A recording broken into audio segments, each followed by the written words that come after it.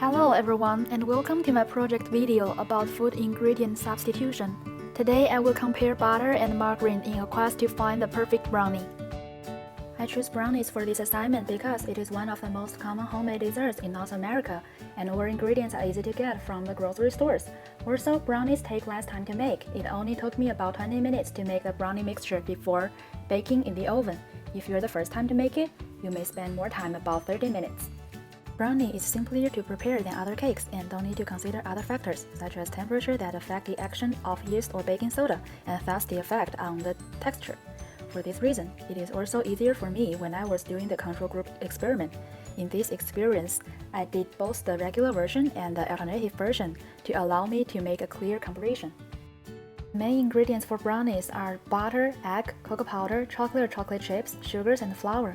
Additional ingredients are salt and vanilla extract, which give brownie more flavor. You can see the extra amounts I used for each ingredient in the methodology. For the alternative version, I used plant-based margarine to replace the main ingredient butter in the normal version. The first reason I chose plant-based margarine is nutrition. Here are the nutritional facts of the margarine and butter I used for brownies. Butter is made from cream or milk, where the type of fats is primarily saturated. However, you can see that the main fat that margarine contains is unsaturated. It also has some nutrients that butter doesn't have, such as omega-3 and vitamin A and D. Margarine is a mixture of plant oils that are primarily unsaturated fats. Replacing saturated fats with unsaturated fats may reduce the risk of cardiovascular diseases. The other reason I chose margarine is because it is also as common as butter in markets, even with different types, such as plant-based and vegetarian margarine. The butter and margarine I used is from Save-On Foods and they both cost me about $5. The price difference between margarine and regular butter isn't that big, so it is a good butter substitute in terms of price and access. Butter as an ingredient is used a lot in baking products and also in brownies. So my research question is, can margarine be a good butter substitute for baking? Will brownies made with margarine taste the same as with butter?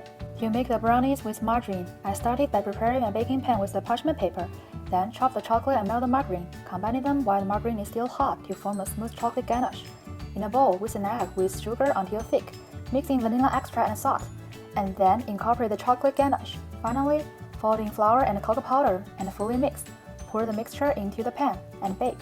The original version is the same step, but with butter. Here are pictures I took during the process, and you can see the difference between butter and margarine. Margarine is much softer and melts faster than butter, which explains why margarine is always packed in plastic box. And after melting, there's no big difference between them, but margarine is a bit thinner and more yellow. Margarine brownies has a darker and thinner batter, make them easier to pour into molds but resulted in a drier texture compared to butter brownies after baking. I did 2 blind tests with my roommate, one for my roommate to taste after it has just come out of the oven and one to simulate the common way of storing a cake by covering the brownies with plastic wrap and putting them into the fridge for 8 hours before taking them out for her to try, to see if she could taste the butter version and the margarine version both times. The final result is they're different but not that much. Fresh out of the oven, the butter brownies were preferred for their creaminess and silkiness. Overnight refrigeration diminished noticeable differences in texture between the 2 batches. Some differences remained, with one of the non-sealed refrigerated margarine brownies identified as drier compared to its non-sealed butter counterpart. During this project, I learned about the sensory and practical differences between using butter and margarine in brownies. Overall, if you pay attention on temperature and certain conditions, the margarine will be a good butter substitute. Meanwhile, this finding emphasizes how simple ingredients exchanges can affect the outcome of desserts, providing insights in dietary alternatives for those with special preferences or health considerations, such as reduced saturated fat intake and vegetarianism. Margarine is also available in a type specifically for vegans, so they can use it in their vegan desserts. And our further research could investigate long-term storage and its effects, the role of different margarine ingredients, and more extensive blind taste tests to include a diversity of flavors.